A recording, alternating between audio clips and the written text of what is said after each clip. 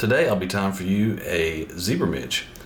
These little dudes can be pretty simple, but there's a couple of little tips and tricks to kind of save you some frustration. If you ever have run into that in the past, what these little guys lack for in size, they really make up for in numbers. So, really in pretty much all streams, but tailwaters specifically, these little suckers make up a large portion of a trout's diet. Especially in the wintertime, you know, these guys are a lot of what a trout is looking for because all the other bugs are dormant during that time. So I'll be tying this on a Timco 2488 size 20.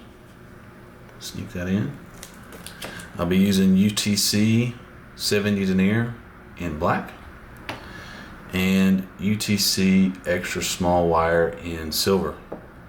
On the size 20s and belows, I use extra small. 18s and above, I'll size up appropriately. And you can tie these dudes in all kinds of colors.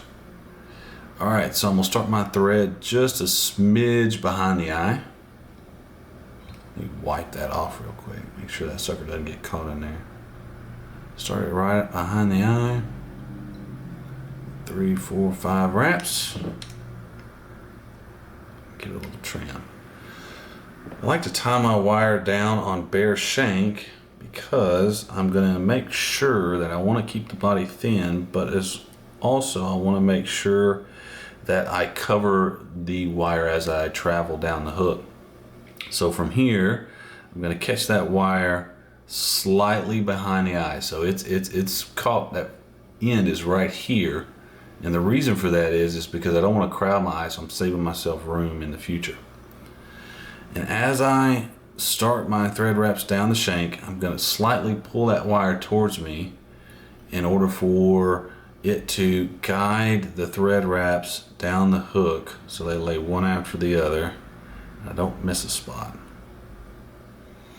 And I'm going to make touching wraps on the way back up.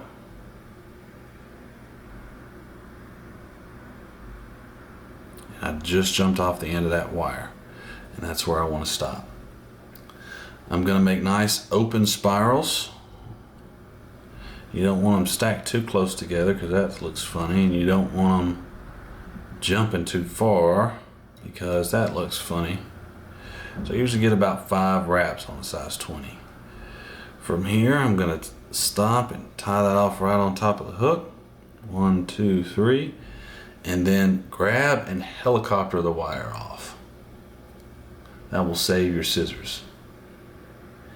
Then from here, I'm going to slowly start to build my thread head. This is where a lot of people make some mistakes. They'll really pack it in right back here behind the eye, and that starts to crowd that eye. Makes it hard to put your tippet on. So I'm going to keep my thread wraps back slightly and stop building my head when I get it a little smaller than I actually want it. Then from there, what I'm going to do is I'm going to start my whip finish. And the reason why I stopped it slightly smaller is because I've got my whip finish to go. This little dude's giving me a little bit of trouble, but we'll get it.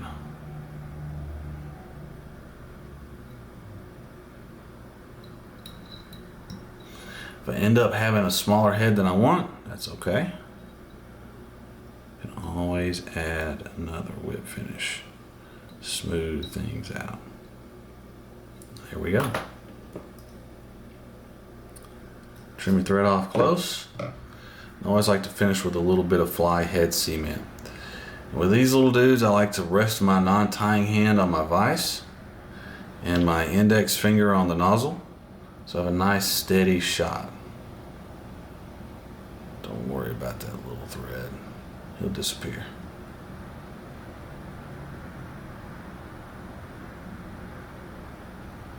Put a little drop.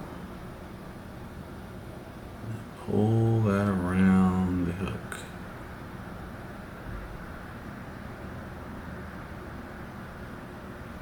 And that's it.